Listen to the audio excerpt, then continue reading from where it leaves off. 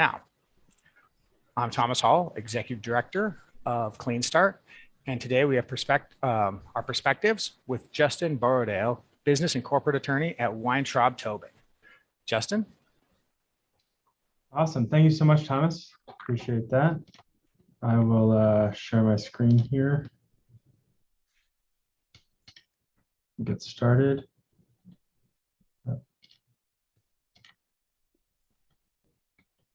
There we go. Should be good. We'll be talking about some legal essentials for startup fundraising today. It's a pretty big, expansive topic, so we're going to do a pretty high-level view. There's a couple of these slides where you could do an hour presentation on just a couple of points on these slides. So a lot to cover. So we'll get started and try and jump into it here. So sort of first things first, Weintraub Tobin is a business-focused law firm originally from started in Sacramento, but we're statewide now. We've got sizable offices in San Francisco, LA, and then smaller offices in Newport and San Diego. I am in our corporate group. And the startup space, we tend to focus on entity formation, debt and equity financing, and then some commercial agreements. And then certainly when the companies get bigger and start acquiring people or perhaps get acquired, M&A, perhaps IPO, and then just help people sort of along the way as things develop. We also have tax specialists, employment specialists, real estate folks, and then God forbid litigators. Hopefully you never have to talk to those folks, but we do have them available if need be. Sort of a mandatory legal disclaimer at the beginning here. This presentation doesn't constitute legal advice, doesn't establish an attorney-client relationship, but certainly happy to talk with folks afterward and dive into things a little more specifically and work with you guys on your specific issues. So before we jump into some of the more finance specific items, wanted to talk a little bit about the choice of entity and jurisdiction, because that's sort of the first level of things to deal with. A corporation is generally what you'd be looking at for a startup. There's more structured administration. It's been around longer than an LLC, so it's got some just time on its side. Investors and friends and family certainly may perceive investing in a corporation as a little bit more legitimate and a better opportunity than an LLC. And it's sort of become the default that people are familiar with. Generally, an LLC has more flexibility and easier to administer, and you can mostly match what you would do with a corporation through an LLC, but it's a little more complicated and the terms are different. And so you spend a lot of time educating people on why this version in an LLC is the same thing as a corporate version, which they may or may not understand to begin with. So corporations tend to be where you're going to end up for a startup like this. Generally, you'd want to be in Delaware. Again, that's a sort of a creature of history and how things have developed. But institutional investors are going to be familiar and comfortable and want Delaware law. So once you bring on those folks, you're almost certainly going to have to be in Delaware. You don't necessarily have to start off that way. You can start off in California and then move the entity over. We do that sort of stuff all the time. So, but yeah, eventually when you start doing an institutional financing round, wherever you started off, you're likely going to end up as a Delaware corporation. Let's see. So a couple of basics on term sheets here. Term sheet, letter of intent, expression of interest, LOI, those are all sort of synonyms for the same thing. And that's basically that first document that you would get from a VC saying, hey, we want to invest in your company, and this is what it's going to look like. And so, depending on where you are in the life cycle, if you're raising money from friends and family, your rich Uncle Jim's not going to likely have a term sheet, but you are going to have, an email exchange or something where you've got some of the basic concepts of what this investment is going to look like. And that's the same thing. It's just a more formal version when you're working with a VC or somebody like that, institutional investor. So that's gonna lay out the type of security. If it's a convertible note, there's going to be interest. There's going to be some and we'll talk about the types of security in a minute here. There's going to be some conversion events. And so for a convertible note, that's going to be when that converts into a security. If you're talking about preferred shares, that's going to be when the preferred can convert into common, or when there's a liquidity event, when and how the preferred investors are going to get paid. Term sheet's also going to talk about due diligence, and that's the process where the investor says, I'm interested in your company.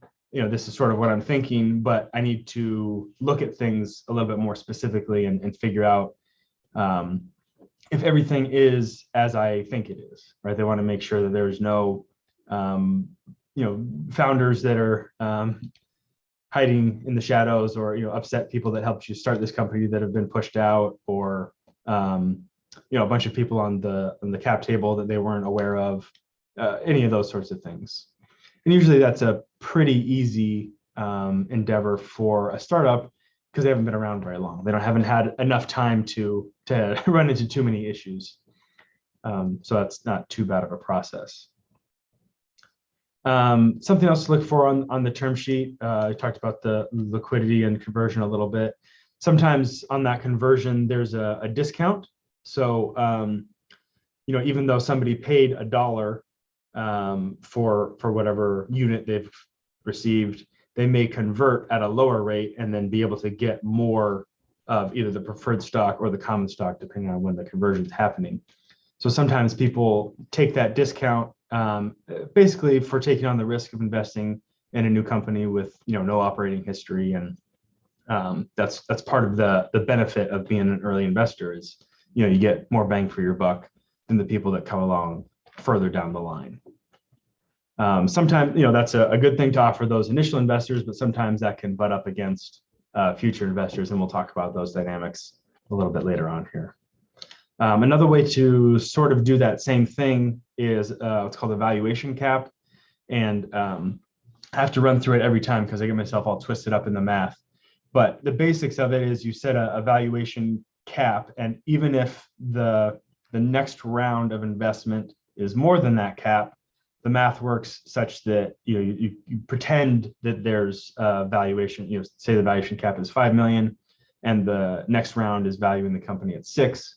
You pretend it's still at 5 for purposes of the conversion, and that works out to a better deal for the investors. They get more bang for their buck that way.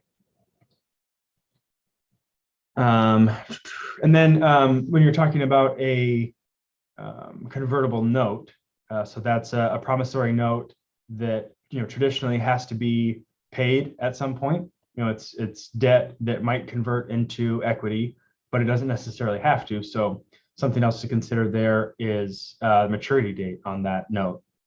So that's going to be some time in the future when somebody has to get paid. That's something that maybe doesn't necessarily have to be a factor because you have what's called a SAFE, which is a sort of modified convertible note that takes away some of those traditional promissory note elements. But that's something to consider as well, because that's, everybody's got good intentions and thinks everything's going to go very well. And that's not always the case with startups. There's bumps along the road, things that happen. And so, you might say, a year from now, we'll have, done 2 rounds and we'll have all this money and everybody will have converted. So we'll call the maturity date a year from now. And the reality is that may not be the case. So you may have to, you either build in some leeway there at the beginning, or go back to your note holders and work with them to get that straightened out. Because the goal of a convertible note is almost never to actually pay it off and to have it hit maturity and pay the interest and principal back. The idea for everybody, including the investor, is that it's going to convert into equity and everybody's going to ride this unicorn to the moon, as it were.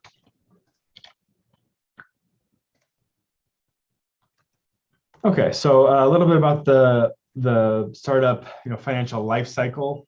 Sometimes you have a sort of informal friends and family round at the beginning where you're, again, talking to your rich Uncle Jim.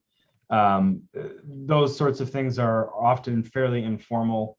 That is something that we often come in when there's an institutional round and say, okay, we need to clean up what it is that you did at the beginning when you got money from your relatives and some friends and family, because those folks, are usually supporting the founders almost a little bit more than the idea itself, and so they're happy to give you money and help kickstart this thing, and they're usually less worried about what the terms look like. So you need to clean that up and make sure there's some structure around that so that the future investors understand what they're stepping into. And like I said, that's something that people do often on their own. I mean, our recommendation is always to have some formal documentation and have this stuff all set out.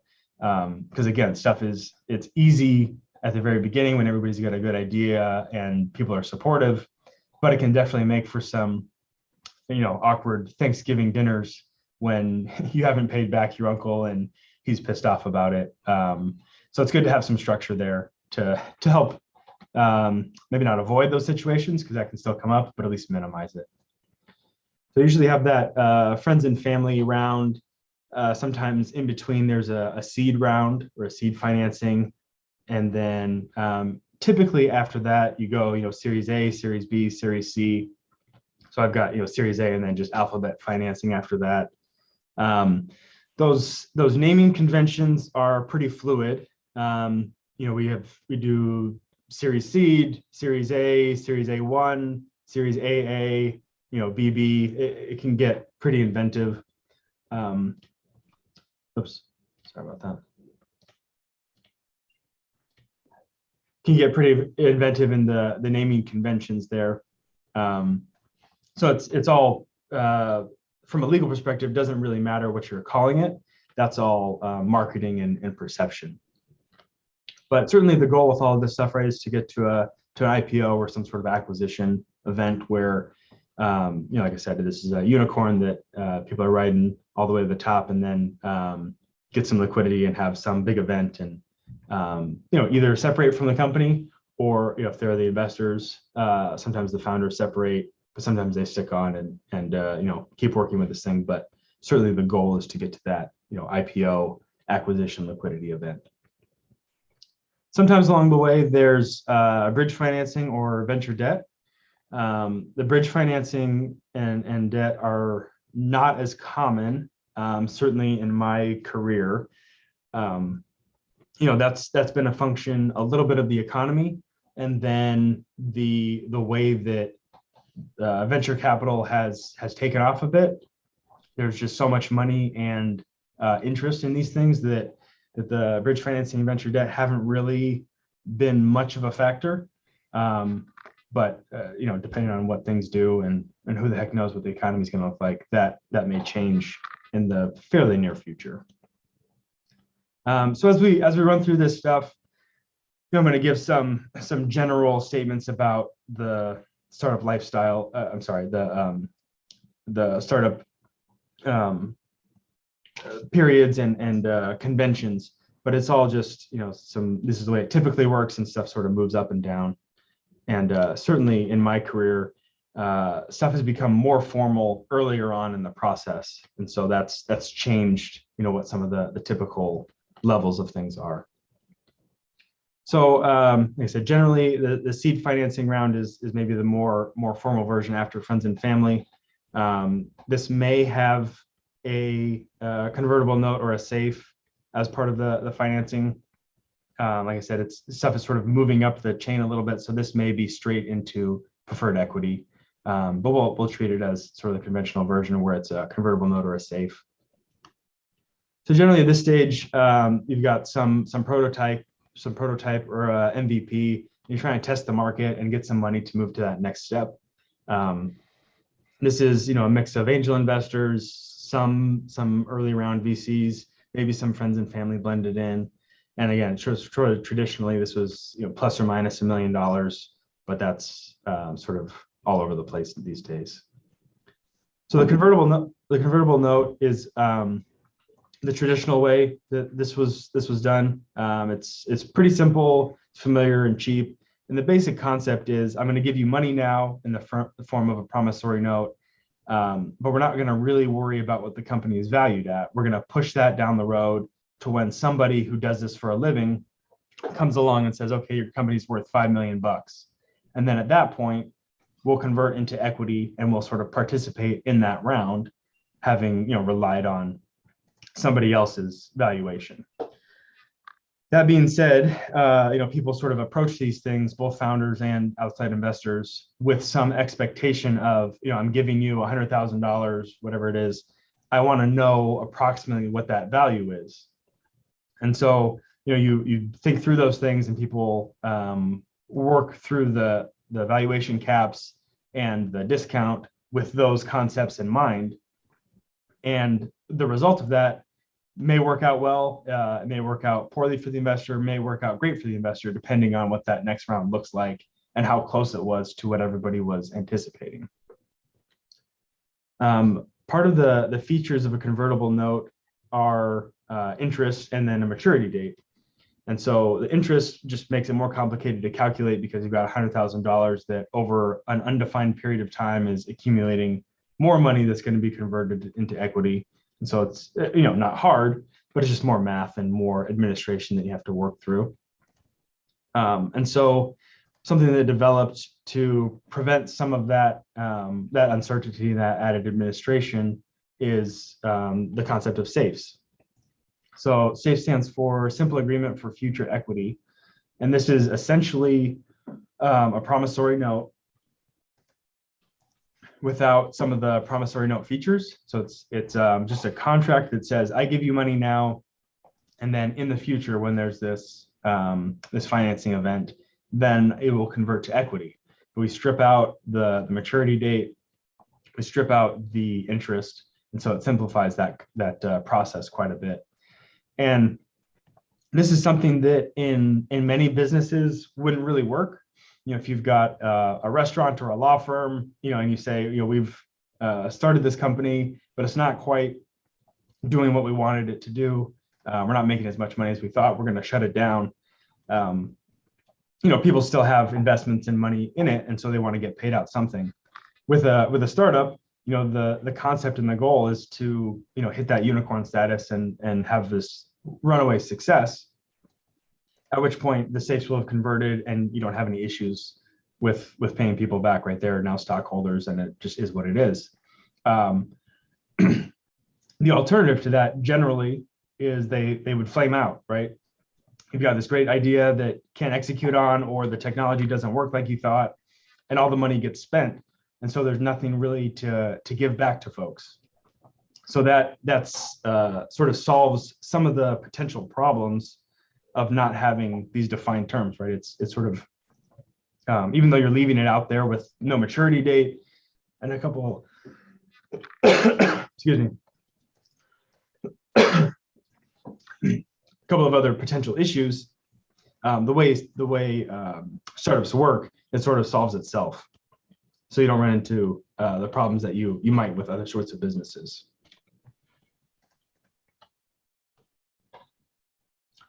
All right, so for moving on from there, you got a Series A.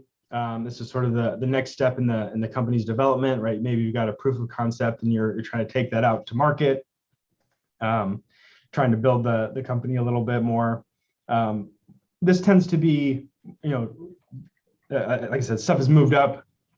But Series A, you're almost certainly talking about some institutional money, some professional VCs, and these are the folks that do this all the time, right? You've moved on from the angel investors, from friends and family, and you've got folks that are doing this as their profession. And so that's generally the time when you would get your full valuation, and then everything would convert. Excuse me. I'm gonna pause real quick and go grab some water. So sorry about that. I will be right back. Maybe we can stick around for just a moment longer. Be here.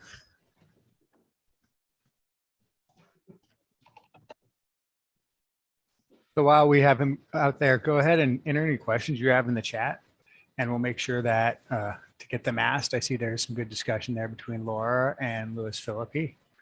And if you do want to help us make sure that we reach more people, I'm going to drop the YouTube link in here. Go in and like it, or if you follow us on LinkedIn, like it there too. Welcome back. Thank you. So sorry about that. No worries. People don't usually edit it out. go on this long. We'll edit it out. Fix it in post. Perfect. All right. So yeah, at the Series A stage, you've got this institutional money coming in. These people are doing this for a living. These days, it used to be it was a VC firm that would be doing this. Now in-house branches of large companies do VC. Sometimes just a large company itself might decide to do an investment without having that separate branch. So this is looking different than it used to, right? It's becoming more popular. People are doing it quite a bit more in different forms, but it's still institutional money coming through. Traditionally, this was in the $3 to $5 million range. Again, those are sort of numbers that can move around quite a bit. Behind there, yeah. So then, this is like we talked about, the preferred stock scenario, and so you're moving into a little bit more control and specifics with your company. So like we talked about, we're assuming a Delaware corporation here. So when you do this Series A deal, you're going to basically change a bunch of the fundamentals of your company. Whatever it looked like before is now going to be changed with what the VCs want and what you're willing to give up. Right? They've got the money and they've got certain demands, and you have to determine how much of their money you need and how much you're willing to give up this control. So what's going to happen is you're going to amend and restate your articles of incorporation. In Delaware, it's a certificate of incorporation, same thing.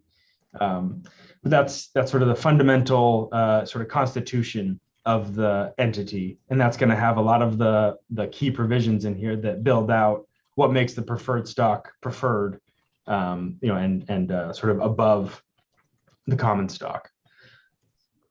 You're going to have a stock purchase agreement, which has the general transaction terms and sort of brings everything together, and marries up all the other documents and all the other items that are happening as part of this overall transaction. And it's also going to have a lot of reps and warranties about the company. And so, they've already done some due diligence, but those reps and warranties will bring out other things. So, we're in California, and if you've got any sort of business with any size or anything going on, right, you're likely going to have some employment, some independent contractor issues, even if you're a startup that's, using tech guys in Europe or wherever they are. There's going to be some of those issues and things to flesh out, and people have to get comfortable with, what your practices are and what you're doing, and again, what they're stepping into, because they're putting their money on the line. There's usually an investor rights agreement, shareholder voting buy-sell agreement. Those are all sort of the same thing. The shareholder agreement is going to have right of first refusal, tag along, drag along, and some voting obligations. So right of first refusal means if somebody within the company is looking to sell their shares, other people within the company can buy them first, so they can prevent outside people from coming in. Tag along means if you're selling your shares, I also want to sell some of mine, and so I get to sort of pro rata push some of my shares into your deal and participate. And then drag along is sort of the opposite of that. I think I have this great deal, but somebody only wants to buy the whole company. They're not interested in buying just my chunk. And so if certain metrics are hit or certain approval thresholds are met, then you can implement this drag along and forces everybody to sell whether or not they voted for it.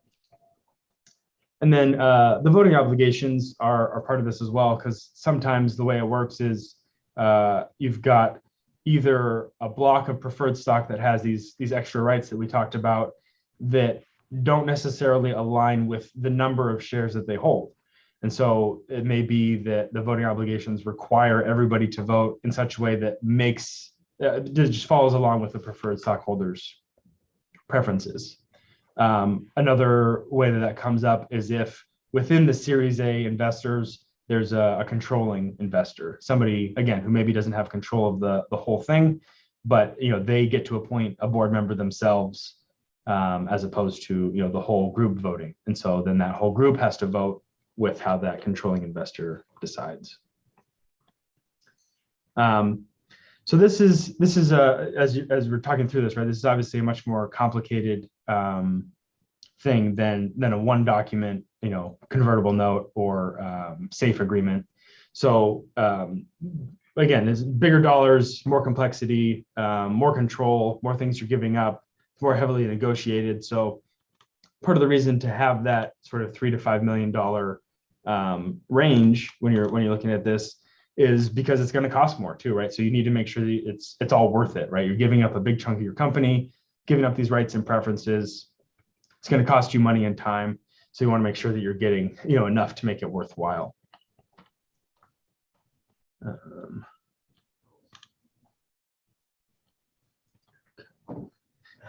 Sometimes, in these things, there can be other, like I said, it's usually convertible preferred stock, but there can be other things that creep in. Sometimes there's common stock that's purchased, that can be for control and other sort of administrative reasons, or just getting a different form of shares. Sometimes, the way the mechanisms work and how everybody's involved, you don't necessarily want to give quite as much preferred stock, so common stock can work its way in there. And the other thing that we see pretty often is a warrant, which is it's the same thing as an option. That's a term people are more familiar with. It's just the right to purchase stock in the future, and so it's for a set price or a set formula, and usually there's a period, exercise period that comes along with it. The point there is generally to help bridge the gap between valuation. So if somebody says, the company is, the investor and the company disagree on what the valuation is, sometimes you might have this warrant as sort of an equity kicker, so that if things go well, go well enough, hit these thresholds, hit these markers, the investor can exercise that warrant and then participate just a little bit more, and helps bridge the gap in the valuation a little bit there.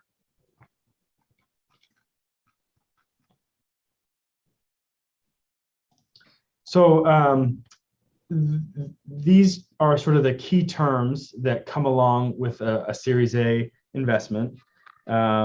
They work themselves into the agreements. Sort of, some of the agreements they'll come in both of them. Sometimes it's just in one. The concepts are what we're really focused on here, not how they work out. So the first one is liquidation preference. So sometimes the Series A investors get literally a preference over the common stock. So maybe they get money before anything is distributed to the common holders when there's some sort of liquidity event. So that's IPO, acquisition, merger, something like that. So basically, the preferred folks get to take some money off at the top. Sort of two down there, you got conversion rights. That's the other way people would participate. You convert the preferred into common, and then they get paid out just like the common would. For the conversion, you can have sort of different multiples, right? They can convert 2 to 1. Generally, we're seeing 1 to 1, but historically there's been different conversion metrics. And so those are sort of the two ways that the preferred folks would get their money out of this investment. Again, sort of not in my career, but there are situations where the preferred would get both of those. They'd get liquidation preference and the conversion right. Generally, that's called double dipping these days, and people don't really allow that, but that's something that might come up and something to be aware of, see if they're sort of taking advantage of both of those concepts. Dividends, generally, we're seeing that basic dividend terms are that the common shareholders can't get a dividend without also giving one to the preferred. Usually startups are sinking their money into further development or expanding the team or something like that. So there's not a lot of dividend money flowing around. So it's usually not that big of an issue. But the preferred folks want to make sure that they're not some other mechanism to siphon money off from them.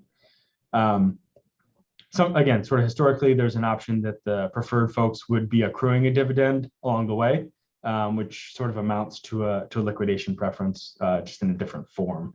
But again, not seeing that quite as much these days. Anti-dilution rights. So that's basically if there's a down round, right? So this Series A person, these investors said the company is worth 6 million, and then the next round says they're worth 5. They want to be protected so that they're not getting diluted, right? They're still maintaining some of their control, some of their relative percentage interest in this company, and so we've got a couple of different methods of mathematical calculations that can work through how to protect them and how to make sure that they convert basically into more common shares than they would otherwise be allowed to. Right of first refusal we talked about. Right of first offer is something pretty similar. That's basically the right to, again, maintain your relative percentage, but not necessarily in a down round scenario. That's basically just, if there's another round, I get to participate because I've got 10% of this company and I want to maintain that 10%. So as you do future offers, I have the right to, you still have to put in money, coming out of pocket, but I have the right to participate. You can't exclude me and dilute me by bringing on a bunch of other people. Talked about co-sale, drag along. So there's often some other, I just sort of call it critical rights, a couple of different terms for that. But these are things that may be company specific, but things that the preferred investors want to make sure they have control over. And so that's generally stuff that affects the Series A shares. If you're amending any of the agreements or the organizational documents, they want to have control over that because, again, these are heavily negotiated and they don't want you to be able to amend them and change all these rights that they just negotiated for. And that can work its way out through several things, either getting the Series A folks to approve it, requiring their board member to approve whatever's being voted on. So that leads us into that board seat, right? So they'd generally be entitled to appoint at least one board member, sometimes more depending on the situation.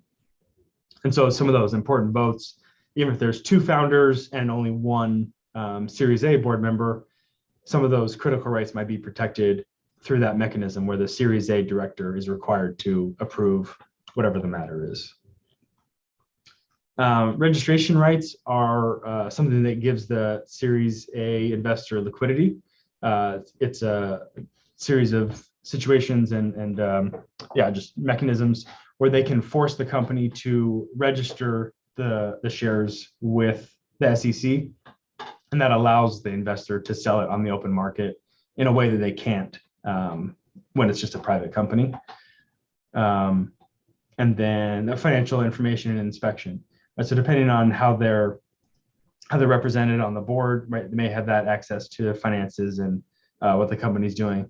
But they may also want the right, some of the other investors might also want the right to some of that financial information and to be able to look at the company and see what's going on and to dig into it and just make sure that their investments, being treated the way that they want it to be and have a voice in that process. So here on out, we've got sort of Series B and just sort of the rest of the alphabet. A lot of the same issues pop up. You just expanding, the company's scale. It's getting bigger. You're looking at bigger dollar amounts, bigger valuations, all of these things. Again, sort of traditionally Series B is, maybe 5 to 10 million. And then after that is 10 million and up. These are all sort of historical numbers that have moved around quite a bit, but a good reference point. And then in these later rounds, you tend to get more, alternative venture capital investors, hedge funds, maybe some PE funds, mutual funds, other folks start looking at these things because the company starts to look different. It's more established. it's got more employees, it's got more products, whatever the deal is. So they're more interested because it's closer to what they recognize, whereas the earlier stage companies are all VC driven. So again, these are all same sort of instruments, right? You've got articles of incorporation, you've got a stock purchase agreement, you got these voting agreements, but now you've got to layer these on top of what already exists, right? So if you've got a Series C round, you've got the Series A folks, the Series B folks, and you got to layer on the new money preferences and rights on top of these other things, and potentially get all these other folks' approval. Generally that's the goal for everybody, is to move on to the next round and bring on more money. But certainly they want to make sure that they're, represented and their interests are still maintained, at least to some degree. So some of the way that this affects things, right, is, especially for voting and other things that might come up. Basically think about it from an investor's perspective, right? A Series A person who has been with this company, for a couple of years now, their perspective is going to be a lot different than a Series E investor who just put money in last month, right? The Series A guy, his money's been sitting in there for years. He's likely got a pretty good return, a lot of growth since he's invested. Whereas the Series E guy, just put money in and hasn't seen anything yet. So their perspectives are going to be different. And so you're going to want to work that stuff out. And sometimes that works out with, the whole block of preferred investors votes on certain things. Sometimes each series gets their own, sort of partition them off and they get their own vote. And again, you may have a different combination of those voting rights where, say for any sort of exit, right, the Series E guy has to have the Series E preferred investors, they have to approve any sort of exit, because again, their perspective is going to be different than the Series A guy who's happy to sell right now, even if the Series E folks are not. And again, it comes with these same terms, but you're just sort of layering them onto what already exists and changing things in a way that makes sense for everybody that you're adding on.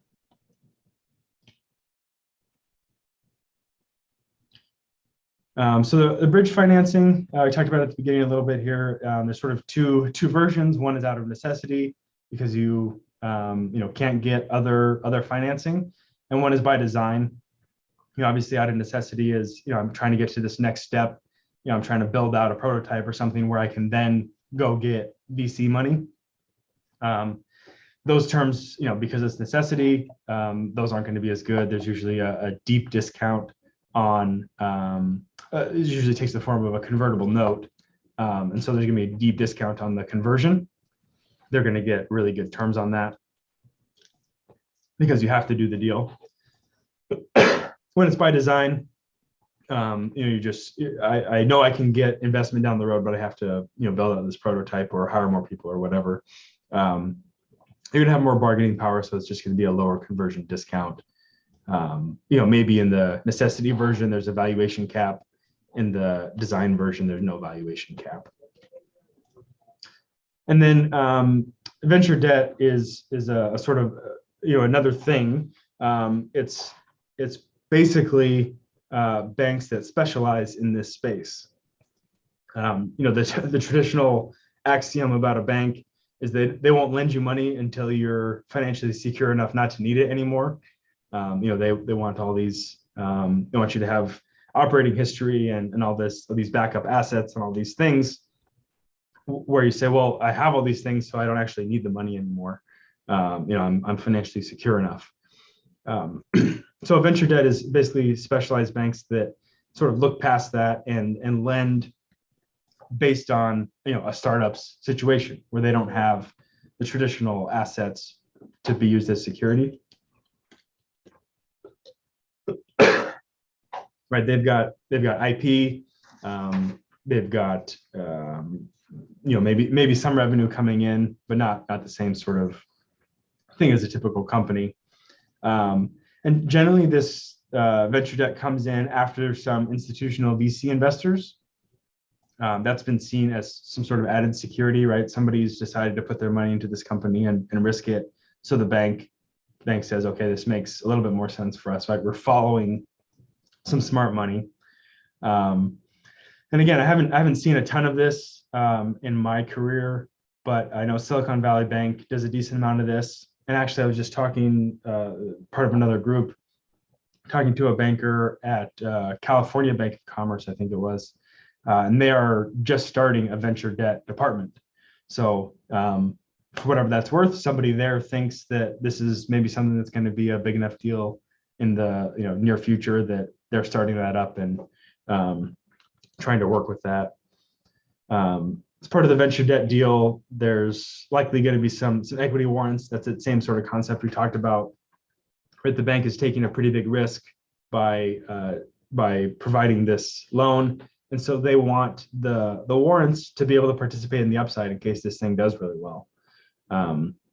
Because the way the normal debt works is it's a fixed payment, some fixed terms, and because it's venture, it's not going to be a normal commercial deal, but because of the added risk they're taking on, they want some of the opportunity to participate in that upside.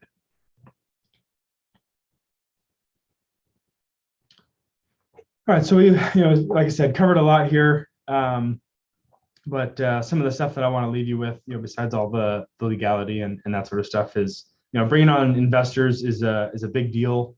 Oftentimes people talk about their company being their baby, so bringing on an investor is like a blended family or something, to ruin that metaphor a little bit.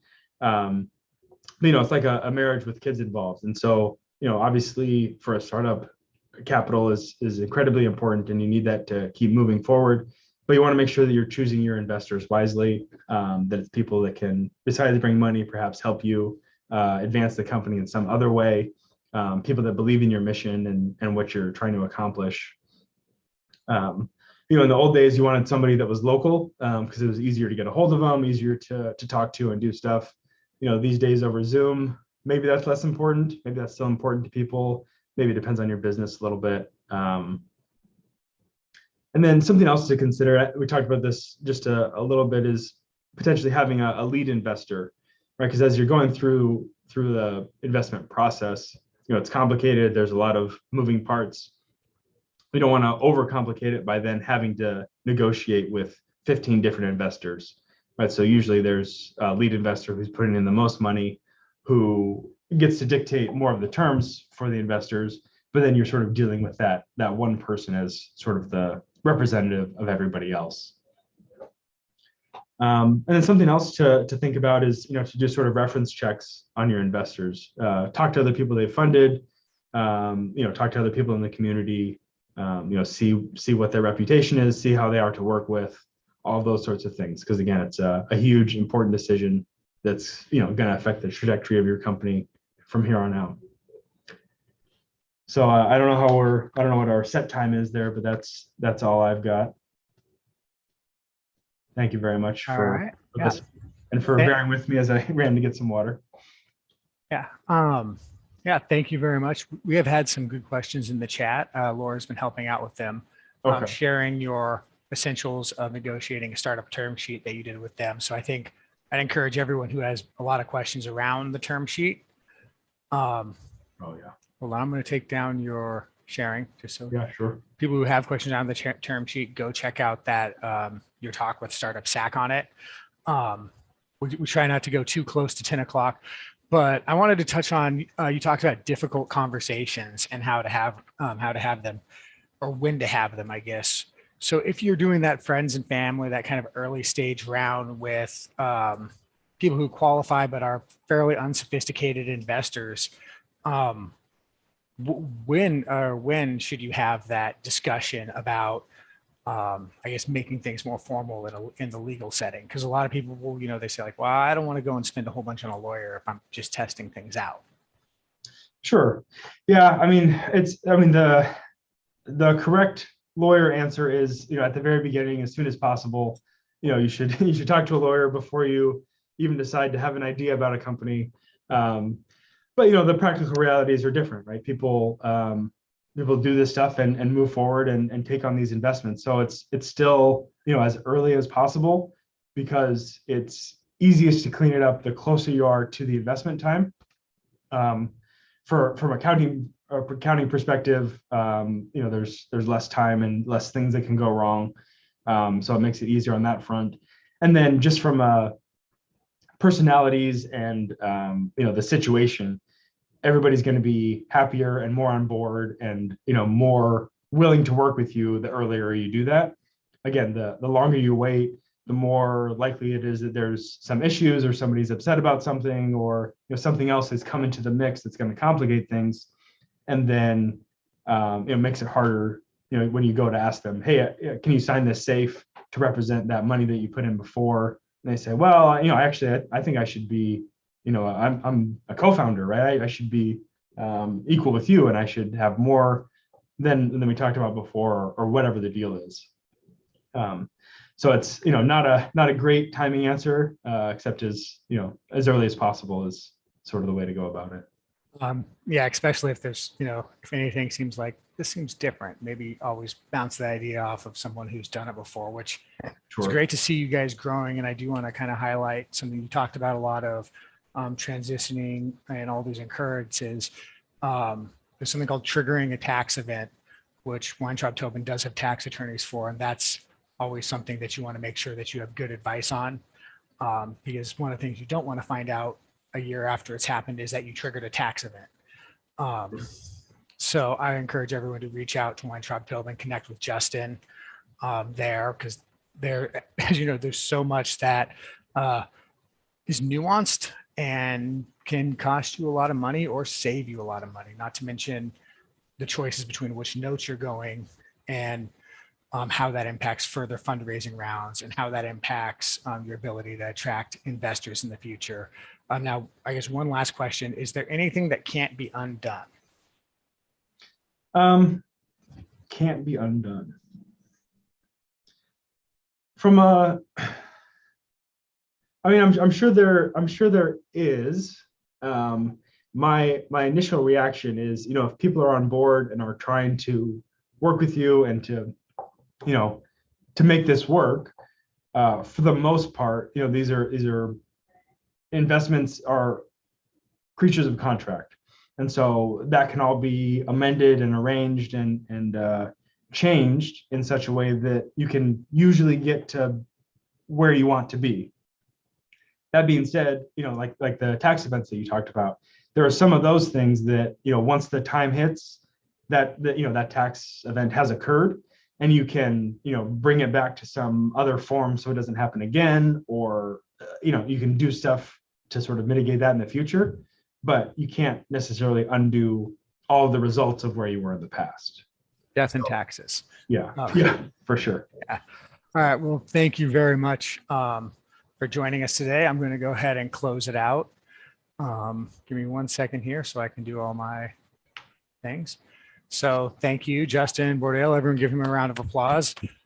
Click that clap button if you got it there. And I also want to thank you for attending. Check us out through our mailing list, LinkedIn, Facebook, Twitter, all the places where this was live. Thank all of you out there that were watching. You can also go and check out, if you have the links to this, my presentation on the state of clean tech. Also, hopefully joining us in 2 days when we talk with Zero Home, which is a new technology to help cities move to 100%. Well, to help cities electrify, help cities and utilities electrify to reach their goals of lower greenhouse gases. Thank you to our SMUD and Blue Tech Valley who make this possible, along with our supporters out there. Additional thanks to our overall program sponsors. That's Hacker Lab. Weintraub Tobin is one of them. We're grateful to have them here. Moss Adams and GT Law. And with that, thank you very much for coming.